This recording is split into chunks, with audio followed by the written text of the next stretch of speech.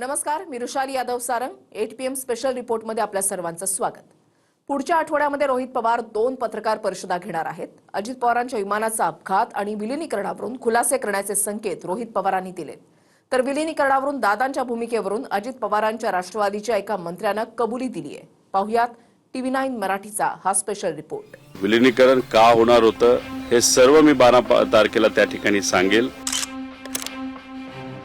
वहिनी आमच्या विधिमंडळ पक्षाचे नेते आहेत, पक्षाच्या सुद्धा नेते आहेत. त्यामुळे आम्ही सगळेजण एकत्रितपणे बसून त्या संदर्भातला निर्णय घेऊ. रोहित पवार पुढच्या आठवड्यामध्ये 2 पत्रकार परिषदा घेणार आहेत आणि महाराष्ट्राच्या नजराही या 10 आणि 12 तारखेला रोहित पवार नेमका कोणता गौप्यस्फोट करणार यावर आहेत. 10 तारखेला म्हणजे मंगळवारी अजितदादांच्या विमानाच्या अपघातावर आणि 12 तारखेला म्हणजे गुरुवारी दोन्ही राष्ट्रवादीच्या विलिनीकरणावरून रोहित पवार खुलासा करणार आहेत. दोन्ही राष्ट्रवादीचं विलिनीकरण का होणार होतं, विलिनीकरणाची अजितदादांची इच्छा का होती, हे सर्व काही 12 तारखेला सांगणार असं रोहित पवारांनी म्हटलंय. विलिनीकरण का होणार होतं, कशासाठी होणार होतं, दादांच्या मनामध्ये आणि आमच्या सगळ्यांच्या मनामध्ये का ती इच्छा होती, कशामुळे आम्ही सर्वजण प्रयत्न करत होतो, त्याला राजकीय अंग आहे का त्याला कुठेतरी भावनिक अंग आहे, हे सर्व मी 12 तारखेला त्या ठिकाणी सांगेल. आणि त्या दिवशी सुद्धा व्यक्तिगत मी म्हणून विलिनीकरणाबद्दल काय पुढे व्हावं होईल याबद्दल नक्कीच तिथं सांगेल. एक असं आहे की आम्ही नेहमीच ज्या वेळेला 23ला निर्णय घेतला तो आम्ही एकत्रितपणाने बसून घेतला. वहिनी आमच्या विधिमंडळ पक्षाचे नेते आहेत, पक्षाच्या सुद्धा नेते आहेत. त्यामुळे आम्ही सगळेजण एकत्रितपणे बसून त्या संदर्भातला निर्णय घेऊ. हा दादांचा राजकीय परिवार आहे जो नेटाने, आत्मविश्वासाने, कणखरपणाने, पॉलिटिकल विल ज्याला आपण म्हणतो, राजकीय इच्छाशक्ती, ही दादाने लोकसभेच्या निवडणुकीच्या अपयशाच्या नंतर ज्या पद्धतीने दाखवली, जी जिद्द दाखवली आणि राज्यातल्या 13 कोटी जनतेने आम्हाला 73% स्ट्राईक रेट देत आम्हाला विजय केला. स्वाभाविकपणाने आम्ही या संदर्भातला निर्णय योग्य पद्धतीने घेऊ. सुनेत्रा पवारांसोबत एकत्रित बसून विलिनीकरणावर पुढे काय करायचं याचा निर्णय करू, असं दादांच्या राष्ट्रवादीचे प्रदेशाध्यक्ष सुनील तटकरे म्हणाले. याआधी खुद्द शरद पवार आणि पवारांच्या राष्ट्रवादीच्या नेत्यांनी 12 फेब्रुवारीलाच विलिनीकरणाचा निर्णय होणार होता असा दावा केला. तर दादांच्या राष्ट्रवादीचे मंत्री हसन मुश्रीफांनीही विलिनीकरणावरून अजितदादाच चर्चा करत होते हे मान्य केलं. एकत्र काम करण्याची प्रक्रिया सुरू करावी यासाठी एक होत होता आणि निर्णय आत्ता जाहीर करायचा होता 12 तारखेला. 17 तारखेला सकाळी 8 ते 9, 9:30 पर्यंत त्यांच्या पवारसाहेबांच्या गोविंदबाग या निवासस्थानी आम्ही सगळे भेटलो. त्यांनी त्यात शिक्कामोर्तब केलं. त्यावेळी ते म्हणत होते की 5:05ला मतदान आहे, 7ला निकाल लागतील, 8-9ला लगेच करून टाकू. मी 8-9ला नाही आहे म्हटलं, त्यामुळे 10 किंवा 12ला करू. दादा म्हणते, जयंतराव म्हणतात 10-12 तारीख, तर 12 तारीख करू. असं आमचं 12 तारखेचा दिवस ठरला.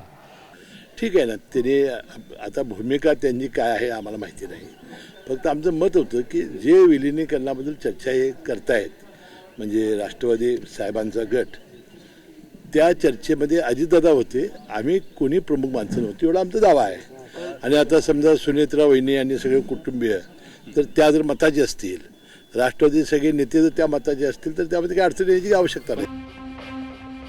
अजितदादांच्या निधनानंतर पवार कुटुंबाच्या रोज भेटीगाठी सुरू आहेत, ज्यात पार्थ पवार आणि जय पवार शरद पवारांसोबत चर्चा करताना दिसतायत. त्यामुळे विलिनीकरणावर नातू आणि आजोबांमध्ये एकमत होतंय का हे लवकरच दिसेल. तर 10 तारखेच्या विलिनीकरणानंतर पुढच्या 2 दिवसांनी विमानाच्या अपघातावरून रोहित पवार बोलणार आहेत. एकदम डिटेलमध्ये 10 तारखेचं प्रेझेंटेशन असणार आहे. आजपर्यंत आपण जर बघितलं तर कुठल्याही व्यक्तीला विचारलं, तज्ज्ञाला विचारलं, नाहीतर ज्यांनी कधीतरी विमानाचं फ्लाईंग केलं असेल, नाहीतर फ्लाईंगबद्दल थोडीफार माहिती असेल, नाहीतर पत्रकारांशी बोललात, तर सगळ्यांच्या मनामध्ये शंका आहे. काय घडलं असावं, कसं घडलं असावं. आमच्या मनामध्ये काही प्रश्न आहेत.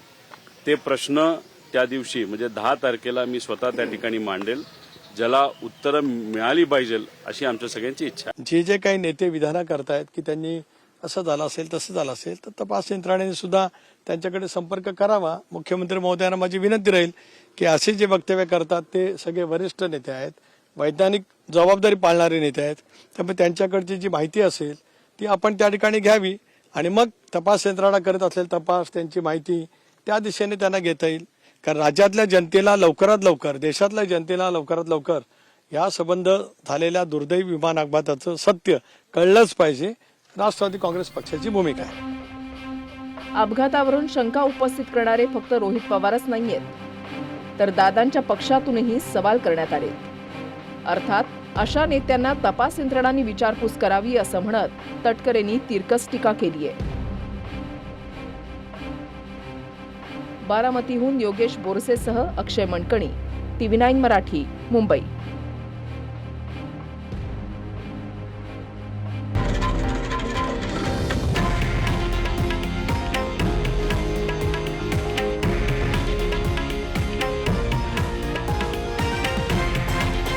हे आहे देशातील नंबर 1 न्यूज नेटवर्क आणि आपण पाहत आहात TV9 मराठी, एकमेव.